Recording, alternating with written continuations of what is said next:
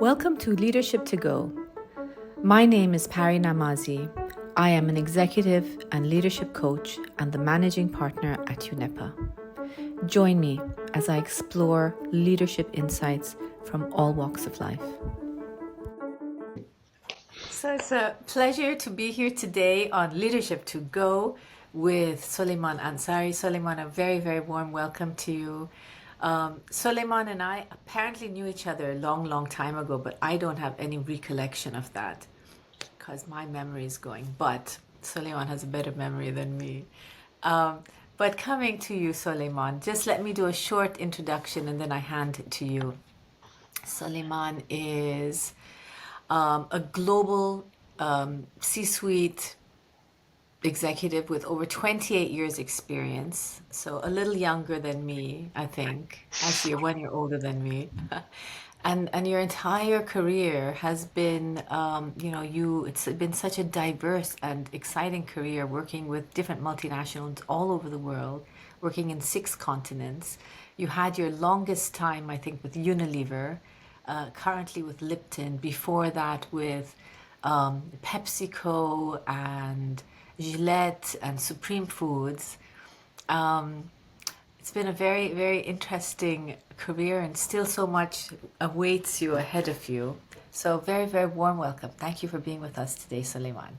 Thank you very much, Pari. It's a pleasure to be here. Thank you for the opportunity. And so I started saying this little thing about, oh, hold on, I should say what Leadership to Go is 1 minute. So Leadership to Go is an interview series about leaders and why tell this story. I'm sure there's so many stories out there talking about leadership. I think every story is unique. The journey we're on, the struggles we face, the successes we have, the ups and downs, and I just think that's valuable for people to hear. So it is an intimate discussion and really trying to understand what shaped you, what brought you here today and what the rest of the journey is. It's looking at leadership journeys. So let's start with that as a question to you, Sulaiman. 28 years in this beautiful career of yours. What was the highlight? Oh, it's well, we're starting with a really hard question. I know we did prompt a little bit, but I didn't ask you this one. I think if I was to think about what is the highlight, it would be the endurance, right? I mean, if I were to go back to say 20 years ago and I was to tell myself that I would be on this amazing journey. I would never have believed it. And for me, I think the highlight is all the, all the twists and turns that this journey has taken, and the fact that through, the help of, circumstances of some wonderful people and teachers that, I'm I've gone through 28 years. I've enjoyed the 28 years, and I've been very fortunate to touch some amazing lives and learn along the way. Yeah. And you have told me this, but when you started your journey, I know you told me that um, there were a lot of questions. Uh, I know you're born in Morocco, you've lived in different countries, your father was a diplomat, so you have experienced and traveled all over the world. You've grown up as a third culture kid. And why choose this path? Is this what you wanted to do did you know No, you not would at all. go? Far from it. I never thought of myself as somebody who would be working, let's say, in a commercial role. My background, my university degree in comparative religion, and I it was a subject which fascinated me. I've always been amazed at how impactful religion has been across human society and history. And that's where I wanted to spend most of my time. I saw myself as an academic and as a writer. But then, life has, life takes over. And a set of happy accidents got me into working for somebody in Iran, and that then led to something else, and here I am. Yeah. And you talk about happy accidents. A lot of times we don't realize that life is made up of a lot of coincidences. Yes, So we, it's we a have this we yeah, have this saying that it's like life is like this taxi, right? And it stops at different places and you have an opportunity to get on or get off. But sometimes you do and sometimes you don't. So it's up to you to take that as well. A lot of times yeah, people don't. Tell me about this path with a lot of happy accidents. What shaped you? What do you see as the happy accidents yeah. in your life? So before I get to that, I'm just going to build on the analogy of the taxi ride, right? Because I think we all try and script our lives. So we say this is what we want to do, and we have different levels of control over how our life goes. But it's a great analogy because imagine yourself, you land up in a city you've never been, and you go like, okay, I'm here, and I want to go to, let's say, the hotel, and then you sit in the back of the cab, and then you let the driver do what he's supposed to do. But and for me, that's been the approach to life, right? That let life then take over and take you through this journey. If I keep trying to tell the driver with my Google Maps that go right, go left, go do this, that, and the other, it will never Mm, be a happy ride because one, I'll be anxious all the time trying to figure out whether he's going in the right way or not. And it certainly will not be an enjoyable ride for the driver who will say like, stop second guessing me at all points. So for me, when the series of happy accidents, I think is well, when I was very young, I think I was at university, and I read this book, and I can't remember the name of the book, but there was this term saying that you've got to learn to spot the breadcrumbs and then follow the breadcrumbs. So in your life, at any given time, in any given situation, there are multiple possible outcomes, often defined not so much by the actions, but more so by what your reaction to the environment is. And then depending on how you react and the ensuing actions from that, your life takes on, you can go right or you can go left. And that leads to, a series of encounters which people sometimes call chance, but I never thought of it as chance.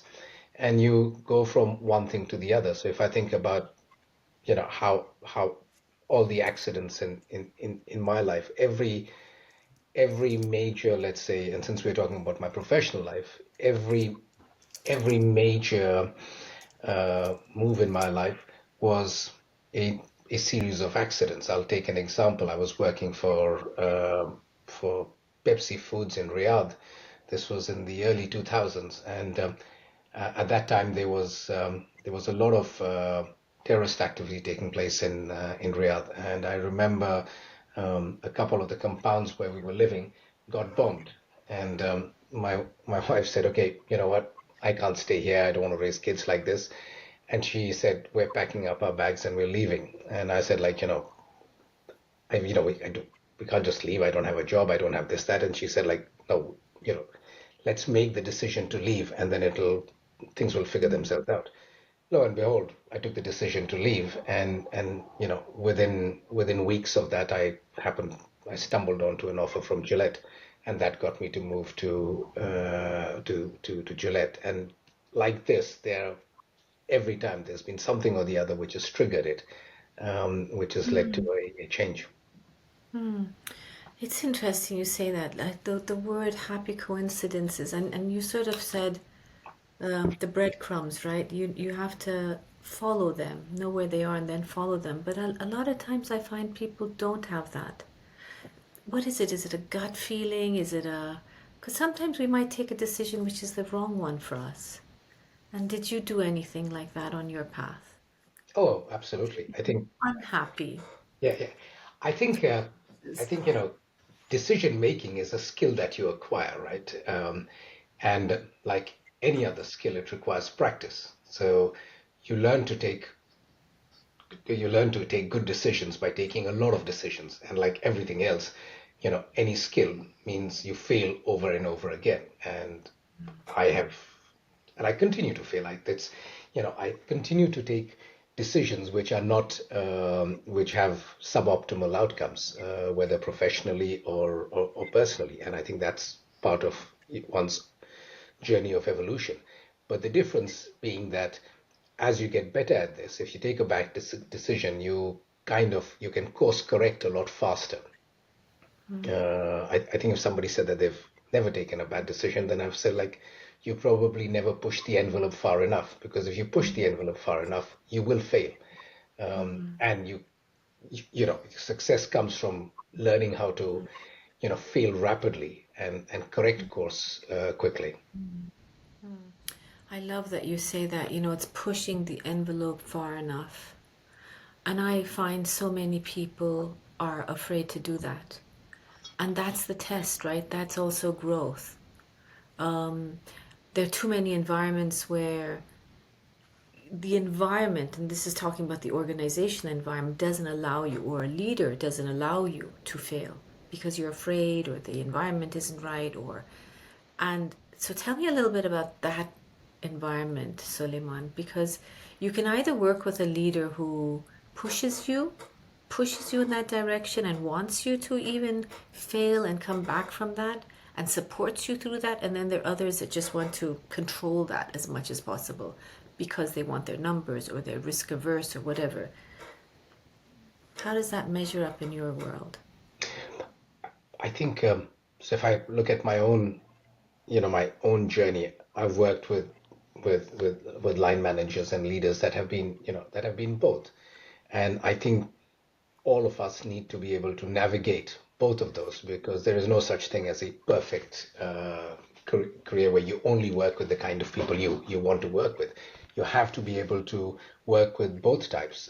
And while my personal style is one of inclusion, I have learned some of my best learnings have come from managers who have just said, this is what you're going to do, and I'm going to push you, and I'm going to push you, and I'm going to push you, because it flexes your ability. So it's like, you know, if you were let me take an analogy of, let's say, a bodybuilder, right? And every bodybuilder, they build their bodies, but everybody has a preferred body part. So somebody likes to work on their chest, somebody likes to work on their biceps, but you've also got to do the other body parts, because if you want a holistic result, you need to be able to do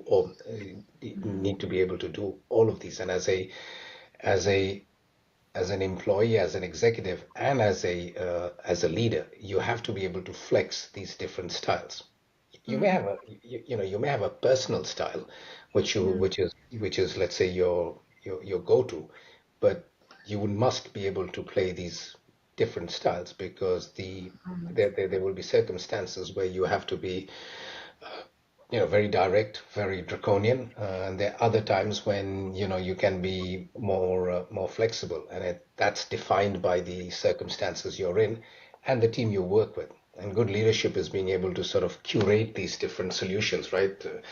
In a crisis, I don't want to necessarily have a democratic vote, right? Based on my experience, I'll tell you what needs to be done, and that's the fastest way of getting us out of the crisis, and that's what I've been hired for. But if I'm building something, then I want to make sure that I've got a bottom-up perspective. Very nice. Yeah. Not having one size fits all, basically, and knowing that you have to also be flexible in that approach and management and leadership. And I think that is, as you say, the key to leadership is that flexibility. I hear that more and more, that's one of the most important skills that we need is flexibility, adaptability, still in our VUCA world, but it's also curiosity. And I love that you use the word control, because I think too much we try to control things, and we have to be able to also navigate that space of just being, what does it look like if we're out of control? Because things, it's like disruption. Things come out of disruption. But the next question I have for you actually is tell me about inspiration. Who inspired you on your journey? Who was there who was an inspiration to you? Oh, I think I had a one of my very early managers. And this was, I think, when I first started working for Unilever. Um, I remember having a meeting with him, and he said, like, I'm going to give you this task, and he said, like, it's going to be this, this, this, this, and I said, that's a lot, and he said, yes, you're either going in 3 months, you're either going to swim or you're going to drown. Um, and I think I always remember that because that kind of set the tone for how Mm, I looked at work, right? That it is a series of challenges. I mean, everything we do at work, we are constantly dealing with problems. And for me, what sort of has evolved over time is that a problem is just a solution to waiting to be found. You just need to figure out a way of how to do it. And there is no one solution. There are multiple solutions. There are better solutions and there are worse off solutions. There are solutions which work in the short term, and they are but which are terrible in the long term, and mm, vice versa. And I was very fortunate to work with some fantastic people, and still do, who brought their own experience of being able to, push you out of your comfort zone, sort of um, give you both direction, but also teach you. mm, And I think, as you talk about leadership, it's about flexibility. It's about definitely agility because I think they go hand in hand. But it's also about a sense of generosity, of mm, teaching you mm, how to fish better, right? And I was very lucky that I've always had people that have said, "Hey, here's a better way of doing it," mm, and I've taken that on board. And as I kind of built my own leadership style over the years, I've kind of cobbled this personality, taking the best of from all of these different people I worked with, as well as looking at all of the traits that necessarily I didn't want to. So it's a patchwork of people from different parts of the world, different functions, different companies, which comes together, and you go like, this is what I think works best. mm. Yeah, nice that you say that. It's things that you take on and they shape you. And so I wonder, Suleiman, if you can share that with us in this journey and our why, your why. How have you been shaped? What has shaped you in becoming the leader you are today? What's influenced you? So, we spend most of our um, time at work, right? If you think about 24 hours at any given time, I'm spending 10 hours at work interacting with people at work. So for me, work then becomes, let's say, my primary lens on how I engage with the world and how the world engages with me. Therefore, work for me becomes part of what my personal purpose is because it's the central facet of my of my life. And for me, it was it goes back to a sense of, why am I here as a person? What do I want to do?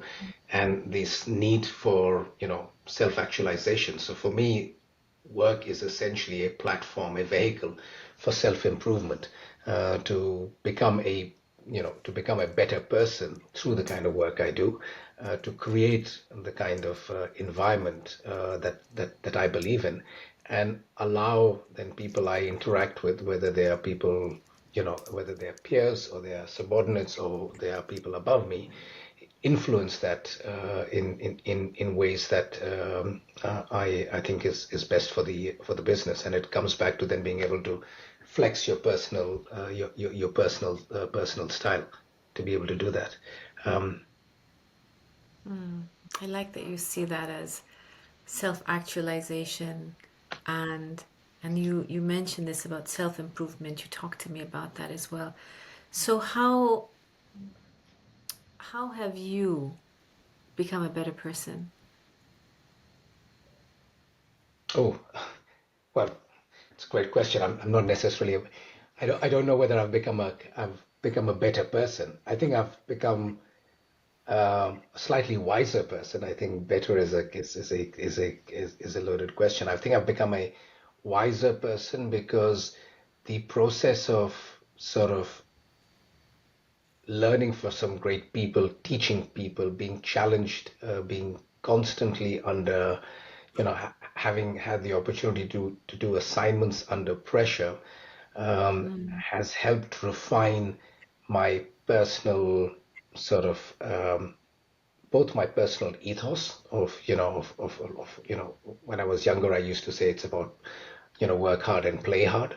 I don't necessarily say that anymore, but I think it's about being able to really when you're doing something, being able to really give it everything that you've got, to be fully present, to be mindful of to be in the moment and to engage as well as you can for the outcomes. I don't really necessarily look at, focus on outcomes now. I now focus on, on doing the best I can and getting the team to do the best I can, and then hopefully that gives you the kind of results that you want. When I was younger, it was always about, hey, we need to get to this, and how do we get there? Now it's more about, what's the best way and the most effective way for us as a team to be able to do certain things, certain processes, certain ways of working, and that then gives you the right outcome. Very interesting. So one path is you do this way and you get to this outcome, or I'm just looking at the goal. And the other one is saying, what's the best we can do? How do you get them to talk about? How do you get them to share? What is the best they can do? How do you know that? I think so. There's. Let me take an analogy. I think last week there was that terrible crash in Washington, right, where that Black Hawk helicopter went into collided with a commercial jet, and I was watching that, and they had the head of the FAA come in and talk about the incident, and she said something really interesting. She said, when we look at these, when we look at such accidents, we approach these with looking at three dimensions. You know, was it human error? Was it mechanical failure? And what was the role of the environment that caused this? So, three different dimensions and how you look at it. At work, it's pretty much the same thing. You are in a situation where you need a certain outcome, and whether it is a successful enterprise or it's a enterprise which is not successful but requires business transformation, any significant change will happen when you look at these three things. One is you look at the team that is in place. Is that the right team in place, or should there be a different team in place? You look at the systems that are there. Are those the right systems that we have? Can they be improved?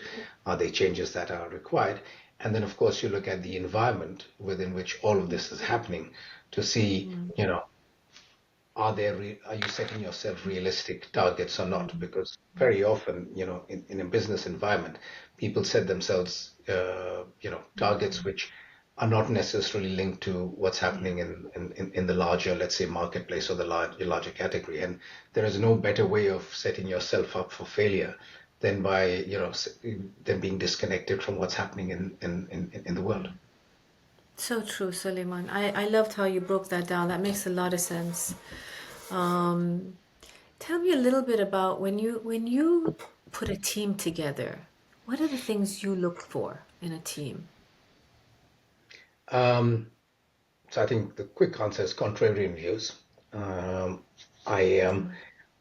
I've seen so what is contrarian view? I abhor building echo chambers. I've worked in teams where leaders have basically put together a team which kind of echoes what the leader wants, and I think that is it might give you a sense of unity, and it might give you a sense that this is a very this is a team that knows exactly what it's doing, but I think what it does then tends to hide is it is entirely dependent on the capabilities of the leader. And if you're fortunate to have a leader who knows exactly what they're doing, well, that works well. But in most cases, I've seen, you're much better off building a team where you've got very capable individuals who have strong personalities, have their own authentic leadership styles that you bring together, and then you create that. I think, imagine it's like putting together a symphony orchestra, right? So the job of a leader is to be the conductor.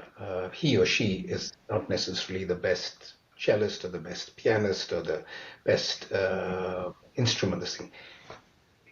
His or her role is to really find the best cellist and the best pianist and the best violinist, bring them together, and then create an environment where they can play the best music. And I think what I've always found is creating those kind of teams brings both. Not only does it deliver results, but I think it creates a very positive environment where people thrive. Because we in the business world we always talk about results, but there's more than enough data which says that happy employees deliver better results.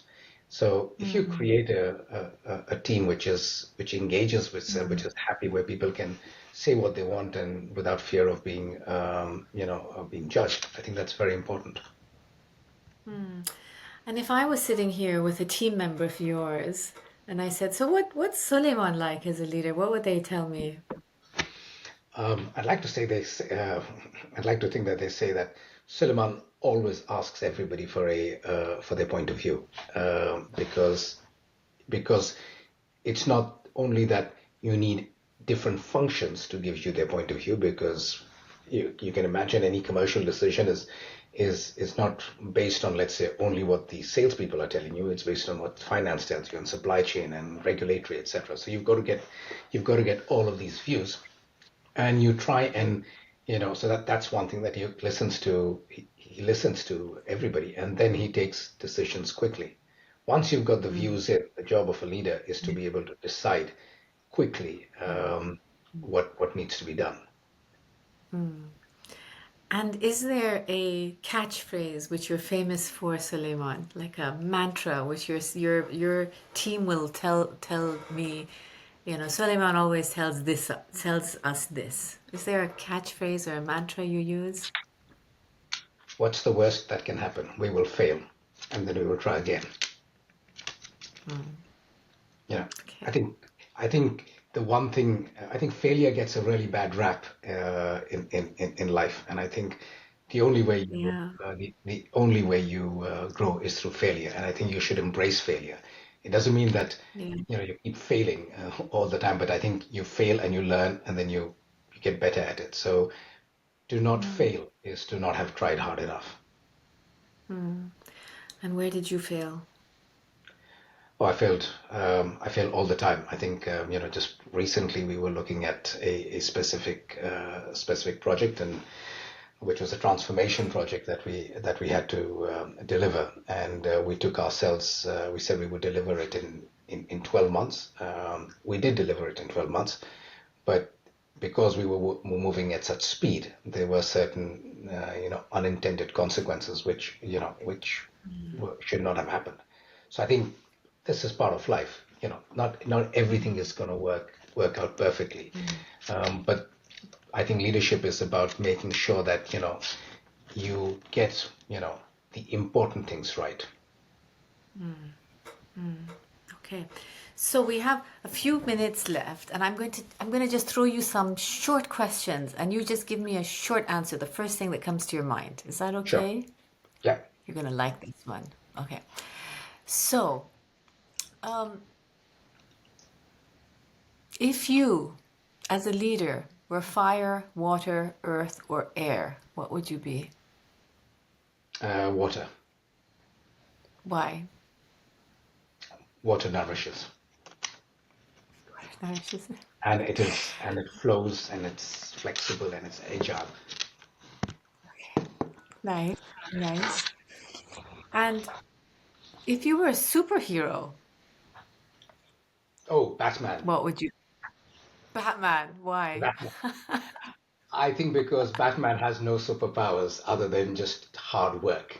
You know, he can't fly, he can't shoot lasers out of his eyes, but he takes, he's a human being who just puts in inordinate amount of hard work and dedication. And he has a cool cape, right? I know you like the cape Oh yeah, okay, and the and the Batmobile. deep voice, of course, yeah. What superpower would you love to have? Sorry, what? What's two questions? What Yeah. superpower do you have, firstly? Um, I listen well. What would you like to have more of? Uh, More time. Yeah. I think we're all And running out of time. imagine yourself, yeah. Imagine yourself at the age of, say, 80, and you're looking back at your life. What advice would you give yourself? Um,